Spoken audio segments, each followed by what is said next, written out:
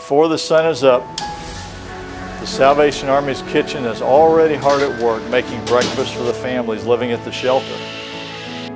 Victor makes sure that the children have a good first meal of the day before getting them on the school bus. Hi, I'm Chip Skinner, Advisory Board member of the Salvation Army of Northeast Florida. The kitchen at the Salvation Army's Towers Center of Hope produces nearly 400 meals every single day. Even more meals are produced in times of disaster or when we serve the homeless through our cold weather shelter. Some of the appliances are original to the building from 1987. Others are simply in need of repair or replacement. Over last year, I've repaired the ice machine, sink drains, the dishwasher, several replacements of heating elements on the bottom stove, piping for the gas lines and the water lines. We've done a lot of equipment fixes and also mechanical behind the scenes stuff for that equipment. I've worked here for a little over 4.5 years, since about the middle of 2014. And in that time, I've seen some miraculous things happen. I've seen some lives change with some families, with some clients that have come through here. You get to really feel the community impact in time of need.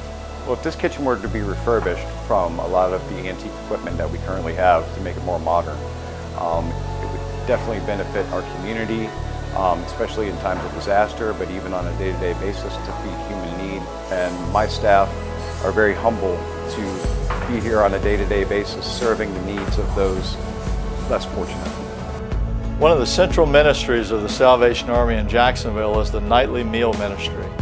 365 days a year, anyone who is hungry is welcome to have a free, hot, nutritious meal. And many who come for the meal are homeless, but some are just working poor trying to stretch their paychecks. The great meals and the nourishing meals that they provide, it gives people like myself, people who are trying to restructure their lives, an opportunity to prepare for the future and at some point in time to move on.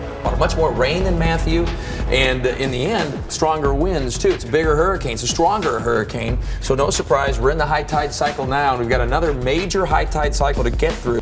Right now, 3.3 million customers are without power throughout the state of Florida. They are working as hard as they can. Really, a lot of people really still are. without power though, and it's going to be a long time before everybody gets the lights back on. In times of disaster, the Salvation Army's kitchen goes into overdrive, making meals for first responders and survivors to be served from the Army's disaster canteens, and also for the homeless who seek safety from the storm or cold temperatures. During and after Hurricane Irma, this kitchen produced over 2,000 meals for disaster response alone. And now I'd like to introduce you to Miss Bessie, who's going to take you on a quick tour of the Salvation Army kitchen. Take it away, Miss Bessie. Sure, let's go this way. As you can see, this is our kitchen, and our oven isn't working properly. It doesn't hold accurate temperature, and it's ancient. And this is supposed to be our fridge. It's out of order, so right now I have to store everything into our walk-in. This concludes the end of our tour for the kitchen, and it will be really great if we can get the equipment fixed and up running so we can be able to serve more people here at the Salvation Army. Friends, you've just seen a day in the life of the hardest working kitchen in Northeast Florida.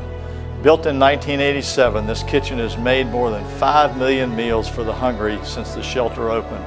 But now it's time to make the needed improvements so that this kitchen can make another 5 million meals or even more for the next 30 years. By now, I'm sure you know that a meal at the Salvation Army is so much more than just a meal. It's hope. It's neighborly love. It's the promise of a future that looks so much brighter than the past. Please join Jennifer and me now and help equip this kitchen to serve the hungry in our community for years to come.